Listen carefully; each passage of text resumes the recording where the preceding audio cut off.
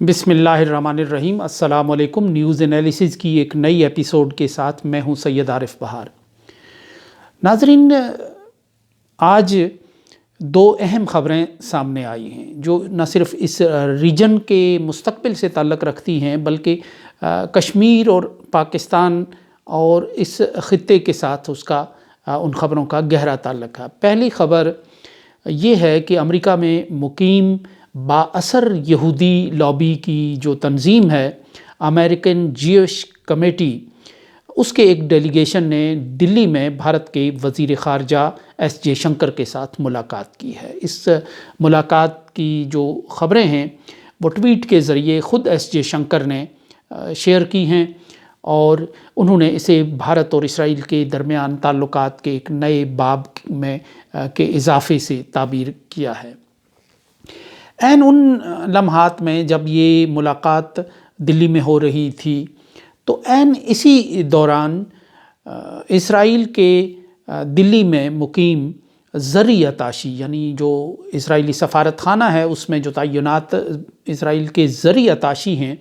اس نے کشمیر کا دورہ کیا ہے اور کنٹرول لائن کے قریب 2 زرعی فارمز کا دورہ کیا ہے اور آفر کی ہے کشمیر کے کسان اگر اسرائیل کی ٹیکنالوجی سے اور مدد لینا چاہتے ہوں تو اسرائیل اس کے لیے تیار ہے۔ یہ ظاہر ہے محض ایک آفر نہیں ہے، تو اس کا مطلب یہ ہے کہ پس پردہ بہت سی ڈیولپمنٹس ہو چکی ہوں گی، تب اسرائیل کے زرعی اتاشی نے وہاں آ کر اور حالات کا جائزہ لے کر یہ آفر کی ہے۔ یعنی یہ آفر تو کیا ہے کہ اس پہ امپلیمنٹ کہیں نہ کہیں کسی نہ کسی انداز سے ہو رہا ہوگا کہ اسرائیل کو کسی طریقے سے زراعت کے شعبے میں کشمیر چونکہ ایک زرعی سوسائٹی ہے اس لیے اسرائیل کی اس میں خدمات بھی حاصل کی جائیں۔ اسٹریٹجک تعاون پہلے ہی چل رہا ہے، فوجی عہد و پیما ہو چکے ہیں، ان پہ عمل درآمد بھی ہو رہا ہے۔ اب یہ ایک نئی فیلڈ ہے کہ جو 5 اگست 2019 کے بعد جو بھارت نے ایک قدم اٹھایا تھا، جس کے بعد بھارت اب کشمیریوں کے مقدر کے ساتھ ساتھ ان کی زمینوں، باغات، مکانوں کا مختار کل بھی بن گیا ہے، تو اس کے بعد یہ ایک نئی ڈیولپمنٹ ہے بھارت اور اسرائیل کے تعلقات کے حوالے سے۔ اسرائیل چونکہ لوگوں کی زمینیں ہتھیانے کے لیے انتہائی بدنام ہے اور 75 برس کے عرصے میں اسرائیل نے جو سب سے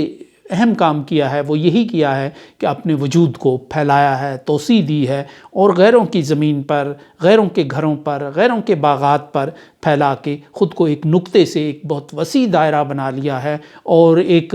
دائرے کو نقطے میں بدل دیا ہے۔ یعنی فلسطینیوں کو جو مالک المختار تھے زمینوں کے، اپنی زمین کے، اپنی وطن کے، ان کو بے گھر اور جلا وطن کر دیا، ان کو دربدر کر دیا اور خود ایک ملک کے طور پر ایمرج کر گیا اور آج وہ ایک بہت بڑی طاقت ہے ٹیکنالوجی میں، زرعی ٹیکنالوجی میں، فوجی ٹیکنالوجی میں، جاسوسی آلات میں، یعنی بہت بڑی طاقت بن کر ابھرا ہے۔ تو ایک ایسے پارٹنر کا جو اسٹریٹجک لحاظ سے بھی بھارت کا پارٹنر ہے اور اب اسے کشمیر میں شراکت داری دی جا رہی ہے، کشمیر میں ایک جو معاملات بھارت کر رہا ہے ان میں اس کو شریک کیا جا رہا ہے، تو یہ ایک چونکا دینے والی بات ہے کہ ایسے مجرمانہ پس منظر کے حامل ملک کے لیے کہ وہ کشمیر میں آئے گا اور لا محالہ وہ اپنے تمام تجربات جو ہے، جیسے گزشتہ 30 سال کے بھارت کے ساتھ تعلق میں اسرائیل نے اپنی تمام ٹیکنالوجی، تمام طریقے بھارت کو سکھائے، بھارت کو دیے کہ جو وہ فلسطینیوں کے خلاف استعمال کرتا رہا ہے، اس لیے کہ جو اس تعاون کے بعد بھارت کے جو کشمیریوں کو دبانے کے جو ہتھ کنڈے ہیں یا جو طریقے ہیں ان میں اسرائیل جیسی سختی اور کرختگی پھر ملتی چلی گئی۔ وہ انسانی حقوق کا لحاظ کیے بغیر، بین الاقوامی دنیا کی پسند و ناپسند اور ناراضگی اور خوشی کا لحاظ کیے بغیر پھر بھارت نے تقریباً وہی رویہ کشمیر میں اپنا لیا کہ جو اسرائیل فلسطین میں اپنائے ہوئے تھا۔ ان دو خبروں کے درمیان کتنی مماثلت اور کتنا تعلق ہے یہ تو وقت ہی بتائے گا، لیکن بہرحال یوں لگ رہا ہے کہ 5 اگست 2019 کے بعد بھارت نے جس طرح پوری دنیا کو ایک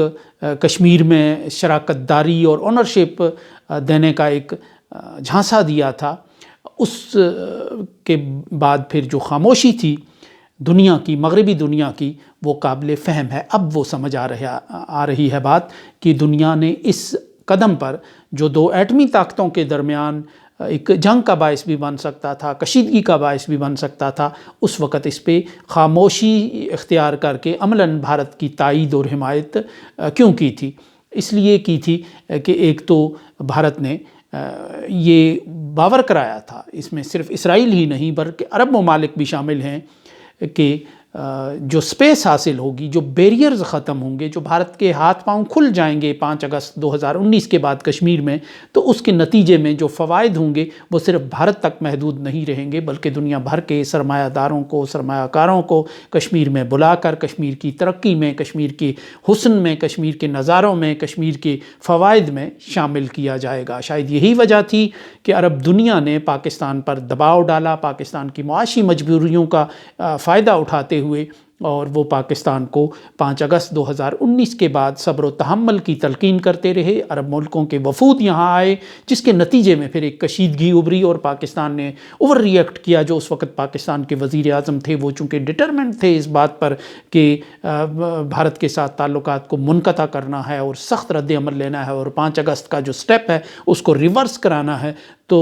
پھر اس عرب ملکوں کے دباؤ کے نتیجے میں ایک تلخی ابھری، یہاں تک کہ پاکستان نے اعلان کیا کہ وہ لائک مائنڈڈ ممالک کے ساتھ مل کر OIC کے متبادل پلیٹ فارم بھی بنا سکتا ہے، جس کی پھر ریہرسل کوالالمپور میں ہوئی تھی، لیکن پاکستان کو اندر سے ایک دباؤ کا شکار کر کے اور اندر سے ایک تقسیم کا شکار کر کے اور اسٹیبلشمنٹ پہ اثر رسوخ استعمال کر کے پاکستان کی سیاسی حکومت کو، اس وقت کی حکومت کو کوالالمپور کانفرنس میں پوری طرح شریک ہونے سے روک دیا تھا، اور جس کے بعد پھر پاکستان کی عدم شرکت نے اس کانفرنس کو اور اس کوشش کو تقریباً بے معنی بنا کے رکھ دیا تھا۔ پاکستان پر جو عربوں کے احسانات ہیں معاشی، ان کو گنوا کر اور ان کو ایک ٹول کے طور پر استعمال کر کے پاکستان کی اسٹیبلشمنٹ پر ایک انفلوئنس قائم کر کے اس سارے معاملے کو سبوتاج کیا گیا تھا۔ عرب ملکوں کو تو بہرحال بھارت کی طرف سے ایک جھانسا تھا کہ ان کی کمپنیوں کو، ان کے اداروں کو کشمیر میں سپیس ملے گی، کشمیر میں کام کرنے کا اور کاروبار کرنے کے مواقع حاصل ہوں گے۔ حقیقت میں یہ اپنے اسٹریٹجک پارٹنر اسرائیل کے لیے ہی تعاون اور امکانات کے راستے پیدا کرنے کی ایک کوشش ہے، اور عملاً بھارت کی یہ کوشش ہوگی کہ جو سپیس اس سے بچتی ہے اس میں وہ اسرائیل کو شامل کرے، اور اسرائیل کا ایک ریکارڈ ہے زمینوں کو ہتھیانے کا، قوموں کو اقلیتوں میں بدلنے کا، قوموں کو دربدر کرنے کا۔ تو چونکہ بھارت اب اسی گول کی طرف بڑھ رہا ہے، اسی منزل کی طرف بڑھ رہا ہے، تو اس لحاظ سے اسرائیل اور بھارت کا زرعی ٹیکنالوجی میں جو تعاون ہے اس کا ایک اینگل یہ بھی ہے کہ کشمیر کے لوگوں کو ترقی کی بات کی جائے گی، وہاں کے کسانوں کو نئے تجربات، نئے آلات کا ایک منظر اور جہان دکھایا جائے گا، لیکن عملاً اگر اسرائیل کی کمپنیاں اپنے ماضی کے تجربات کے ساتھ، اپنے ماضی کے ایک پس منظر کے ساتھ وہاں آئیں گی تو لا محالہ وہ ایسی حکمت عملی اختیار کریں گی کہ جس سے کشمیر کا عام آدمی جو ہے وہ حالات سے مایوس ہو کر، زمیندار، باغبان مایوس ہو کر وہ اپنا جو زمین ہے یا باغ ہے اسے چھوڑ کر ہی چلا جائے۔ جو حالیہ کچھ عرصے سے کشمیر میں سیب کی جو انڈسٹری ہے اس کو جو منظم انداز سے تباہ کیا جاتا ہے کہ بالکل اچھے ماحول میں، اچھے انداز سے سموتھلی چلتے ہوئے جب ٹرک جاتے ہیں جموں کی طرف تو کچھ رکاوٹیں پیدا ہو جاتی ہیں، وہ مال سڑتا ہے، نقصان ہوتا ہے، پھر ذمہ دار کا، باغبان کا، باغ مالکان کا، اور اس سے وابستہ پورے ایک جو زنجیر ہوتی ہے لوگوں کی، اس کا پھر نقصان ہوتا ہے اور وہ دل برداشتہ ہوتے ہیں۔ یہ ایک منظم کوشش اور منظم طریقہ واردات ہے لوگوں کو اس انڈسٹری سے، جو سب سے بڑی انڈسٹری ہے کشمیر کی، اور جو کشمیر کی سیلف ریزیلینس میں اور خود انحصاری میں ایک بڑا اہم رول ادا کرتی ہے، سیب کی انڈسٹری، فروٹ کی انڈسٹری، اس کو تباہ کرنے کے لیے یہ ایک منظم کوشش نظر آتی ہے۔ اور ظاہر ہے جب کشمیر کا آدمی اس سے مایوس ہو جائے گا، کاروباری اس سے الگ ہوتا چلا جائے گا، تو اس سپیس کو پھر اسرائیل اور بھارت نے ہی فل کرنا ہے، اور ان کی زمینوں کی پہلے بھی بھارت کے پاس کمی نہیں تھی کشمیریوں کی. اب 5 اگست کے بعد جو بیریئرز ختم ہو گئے ہیں، جو سپیڈ بریکرز ہٹے ہیں، اس میں اور بہت سی زمینیں ہتھیانے کے طریقے آ گئے ہیں. یعنی جو متروکہ املاک تھی، جو جنگوں میں کشمیر کے لوگ بے دخل ہوئے، وہاں سے نکلے، وہاں سے جو ان کی زمینیں کسٹوڈین کے پاس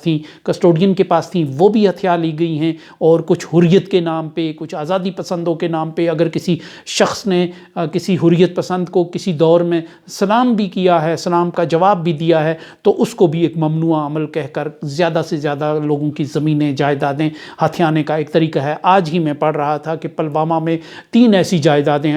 کنٹرول میں لے لی گئی ہیں جن کو تعلق جماعت اسلامی سے بتایا جاتا ہے، جو انہوں نے خریدی تھی وہاں تعلیمی ادارے چلانے کے لیے، فلاحی ادارے قائم کرنے کے لیے. جو عمارتیں بھی قائم تھیں ان کو بھی اسی طرح ہتھیایا جا رہا ہے. کوئی زمینیں، کوئی مکانات حریت کے نام پہ لیے جا رہے ہیں، کوئی جماعت اسلامی کے نام پہ لیے جا رہے ہیں، کچھ دوسری جو آزادی پسند تنظیمیں ہیں، کچھ ایسے لوگوں کے نام پہ ہتھیائے جا رہے ہیں کہ جو پاکستان میں مقیم ہیں، اور کچھ کو مشکوک جائیدادیں یا بے نامی جائیدادیں کہہ کے، یعنی زمینوں اور جائیدادوں کو زیادہ سے زیادہ کنٹرول میں لینے کا ایک عمل ہے. پھر اس کے بعد اس کا استعمال آئے گا، اور اس استعمال میں پھر وہ کس طرح اپنے لوگوں کو کس کو اپنا شریک بناتے ہیں، شریک کرتے ہیں. تو اس حوالے سے سب سے پہلا شریک اور شراکت دار جو ہے زرعی تعاون کے نام پہ وہ اسرائیل ہی بنتا ہوا دکھائی دے رہا ہے. اور اسرائیل کا